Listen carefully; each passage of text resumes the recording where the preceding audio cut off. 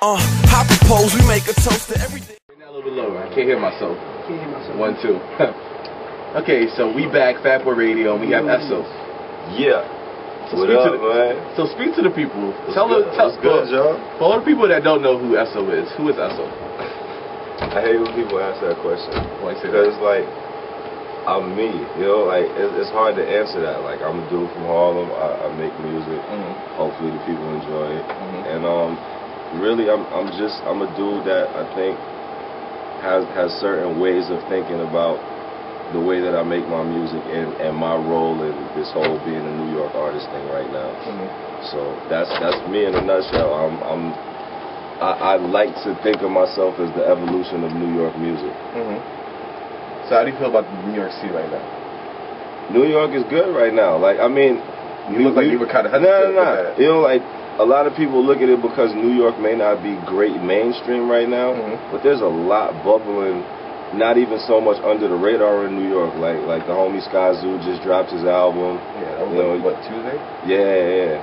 You got people like Donnie Goins grinding. You got Torre going crazy overseas in Europe. Like, it's a lot of people. Emilio Rojas, Daytona.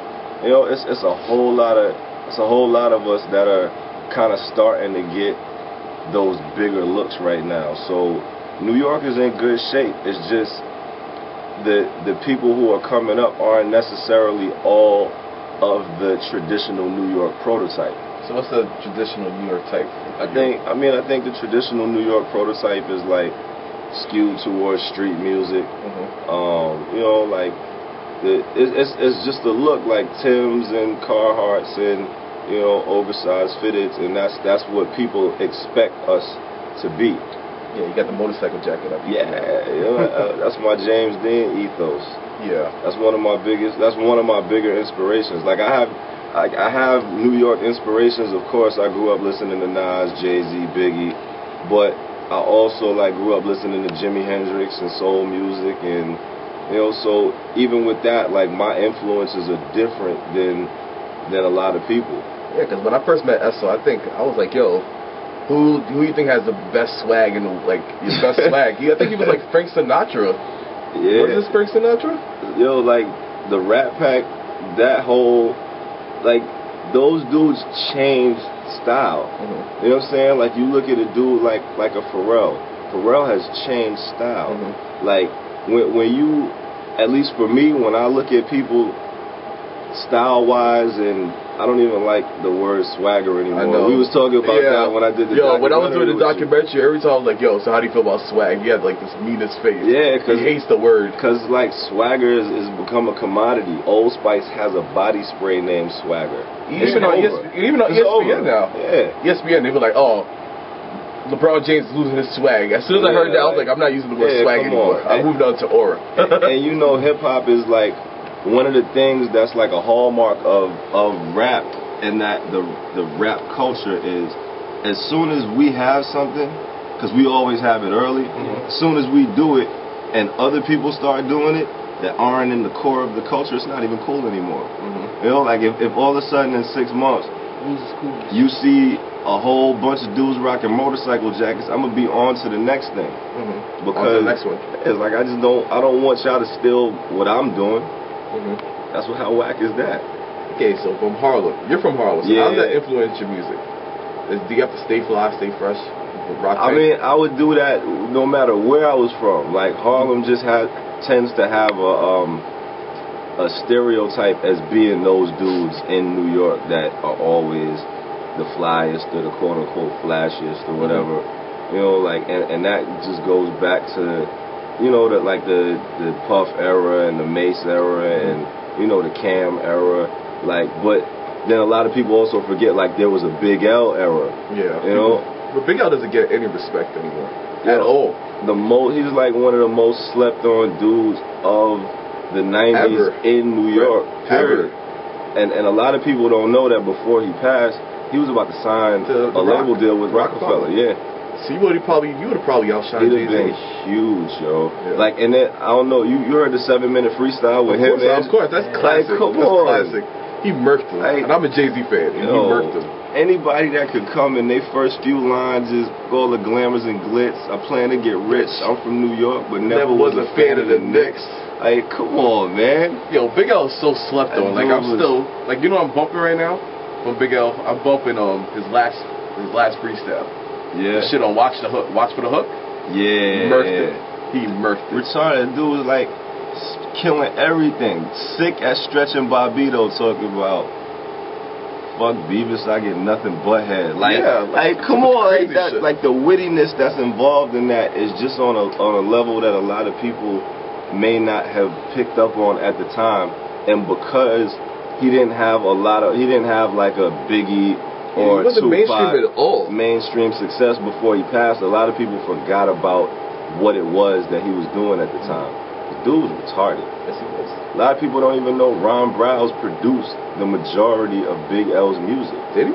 Yeah. I didn't even know that one. Ron Browse been around for a minute though. Ron Browse produced Ebonics. Did he? Yeah. Yeah. So let's get back to Esso. So how long you been rapping? We're getting mad off topic. I've been taking it seriously probably since like 06. So what were you doing before that? Before that, I was in school. I was playing baseball in college. Like that was what I thought my life would be right now. I thought I'd be somewhere like Derek Jeter's backup or something. You know, the dude that played when Derek needed a night off or something, or you know, like what happened? Howard cut their baseball program my junior year, and it was over. Like, and honestly, I could have transferred. I could have transferred. There was a couple schools who were looking at me after my junior year at Howard. I was getting scouted by the Phillies, a bunch of other teams. Like, I had a future in it, but it just got cut off, and I was like, I don't want to transfer again. I had already transferred to get to Howard because I started at Michigan. Yeah. You know, I walked on at Michigan, wasn't starting. Dude that was ahead of me was my year, and he was on full scholarship. So there's no way that they was going to put on a walk-on in front of their person who they were paying to be there. So at that point, that's when I transferred to Howard, started my junior year. You actually graduated, right? Yeah. Why are you rapping? You got a bachelor's. I mean, because when it comes... What was your major? Advertising. Damn. And when it comes down to it, you can never walk away from what you're passionate about. You know, like, even though I wasn't taking it seriously, like, I've been freestyling since I was 12. My older cousin was a DJ. So, like, I would just be in his crib with him, and he'd be practicing. And he had a setup in his bedroom. He'd just throw me the mic and be like, yo, go. And I'd be like, yo, what do you mean go? What you want me to say? I don't know what I'm talking about. But that was, like, my first experience with even trying to put words together like that. You know, then in high school, I would just write. I don't think I've ever said this in an interview, but my senior year in high school, I retook poetry just so that I could submit my songs and get them critiqued by, you know, this white woman, Miss Dickerman, who was like the biggest Emily Dickinson fan in the world. That was like her hands down favorite poet. So it was like to get my words and the things that I was putting together critiqued by someone who actually studied poetry for a living kind of was the basis of me feeling like, all right, I know I can put this together. Okay. But even with that, I still didn't take it seriously because I was like all league, varsity, you know, played on my summer league all-star teams for like 10 years in a row. So that was what I thought I was going to be doing. Yeah. But thank God you did start rapping. And so let's get into one of your songs. Yeah, we're going to talk about the project that you just came out with. Let's do it. You want to introduce the song? This is like BET. This right here, ladies and gentlemen, is a song called Don't Stop. It's sampled off of Michael Jackson's Don't Stop Till You Get Enough. It was the first single from my project Off the Wall, where I completely remade the whole Michael Jackson Off the Wall album. But don't give it too much. Let's listen to the song, then we're going to talk more about it when we come back. Don't stop till you get what you You're going to see this on MTV. You're probably going to see this on MTV. MTV2, MTV Jams, MTVU, what up? It's going to be on the Freshman in a couple weeks, too. Really? Yeah. I just got the press release. Yeah. Well, let's get into this. Don't Take stop. a toast to everything that we need to see. My lifestyle Visa card, I'm everywhere that I need.